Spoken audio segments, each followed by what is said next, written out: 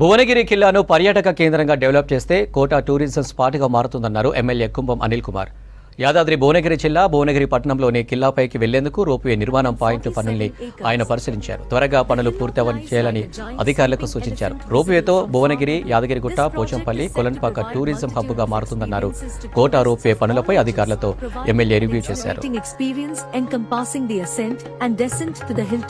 Exploration of the fort atop, experiential activities throughout and adventure activities at the foothills. A 30 meters wide road is being proposed to protect the monument from future developments along with provisions for parking facilities to accommodate maximum tourists.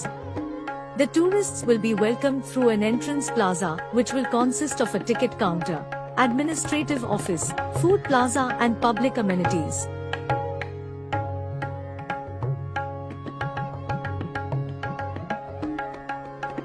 Existing steps will be restored.